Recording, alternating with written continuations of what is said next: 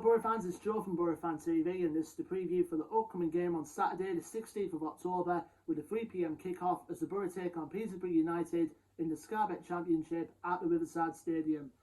But we're back again after another international break, Boro fans, and to be fair to say, I think I'd be glad to, that the break was what was needed for us, because I kind of felt sorry for the 3,500 Boro fans who made the journey to Hull to end up with no reward from it. I mean, the 2-0 defeat away at Hull City was obviously a pretty dampener for us. Obviously, it puts more pressure on the manager, Neil Warnock, but if you ask me in particular, I'm more of I'm currently Warnock in at the moment, because I think I can still believe he can get us out of this mess. I know I might sound crazy for saying this, but I do believe I can still have a gut feeling he can get us out of this predicament that we're currently in. But currently going back to the game, at the MKM Stadium, we had our chances to score in that game. Obviously, Tavernier had a chance in the first half. I think Spurra had a chance in the second half as well. And obviously, we've got to mention that McNair disallowed goal. I mean, come on. I mean, there was no infringement on the way to the goal. I mean, it's not right.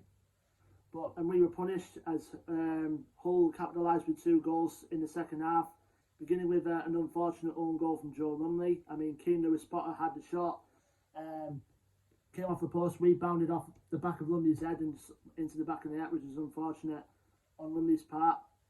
And then towards added time, we were punished with an injury time goal from Malik Wilkes to seal the points for the Tigers.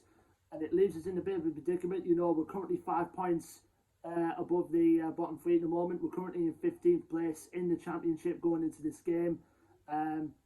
With a record at the moment, I think it was 3 wins, 3 draws and 5 defeats. Obviously, it's not good. It really is not good. I mean, but it's only October, but if you get towards like the midpoint of the season, you start to get the jitters pretty much at that point. But I'm a firm believer, we can turn this around, and hopefully Saturday against the team that are currently second bottom, which I'll get to in a sec, we can hopefully, push up and start to build a bit of form in, which we need to do, because we need to get this squad gel together. Speaking of the squad, obviously going into this game, and obviously from the press conference, the only big concern we have is our whole entire defensive line currently out injured and all 7 in suspension. I mean, Saul Bamber's the only fit defender that we got in the team. I mean, that says something in particular, when we sent most of our young defenders out on loan. But you got Anthony Dykesdale out injured, Mark Bowler out injured, Grant Hall out injured, Dale Fry out injured, and Lee Peltier is suspended. So, who do you put in? I mean, my first initial thoughts, obviously what we did last season about having Paddy McNair moved to centre-back. I won't be surprised if that happens. And also, I won't be surprised if Johnny Howson will probably start into right full-back for this game. And we also saw William Skokola, who was on the bench, who was an unused substitute against Hull. He can play at left full-back. I won't be surprised if he's starting into there, to be fair. So, we'll have to wait and see.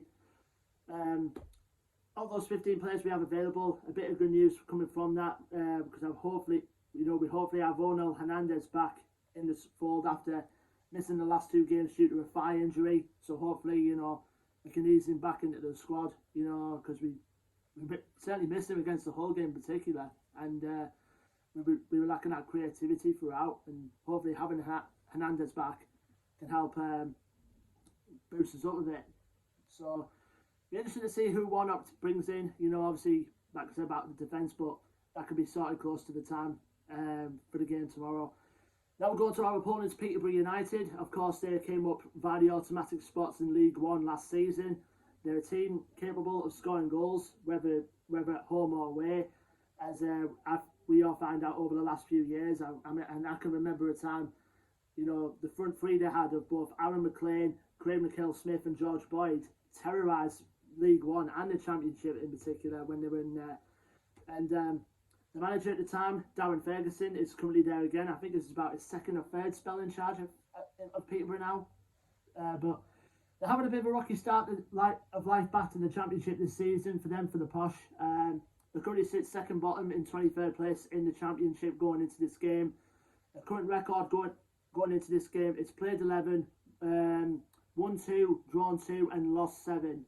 Last game out for them was a 3-2 defeat at home against Bristol City. So they're currently sit second bottom, you know, but I think, you know, like I said, Peterborough are capable of scoring goals from out of nowhere, and they've shown that over the years. And I think with the players in the squad that Darren Ferguson has in his disposal, obviously, there's no doubt that Peterborough can cause a threat. I mean, you take a look at Johnson Clark-Harris, for instance, as one to watch. Obviously, from last time I checked, I don't think he played in the game against Bristol City. I think he was suspended for that game.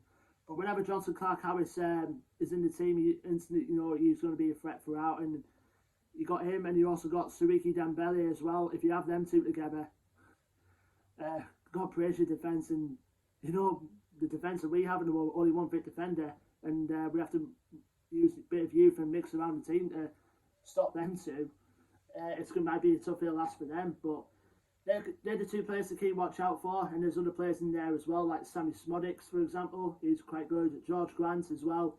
Conor Coventry, who's on loan from West Ham, and Ollie Norburn in that midfield as well. So, like I said, they're a team that can cause a threat to Peterborough, but, you know, if they can keep that consistency up and get a good run of goals going, I mean, it could be a surprise if they end up staying in the Championship, I think, for this season.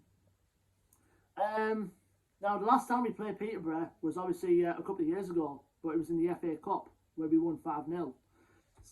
But the last time we played them in the league was all the way back in the 2012-2013 season, which was quite a long time ago. The first fixture we played them at London Road, well, currently known as the Western Home Stadium now. We beat them by 3-2. I remember Faris Aroon getting 2 goals that game.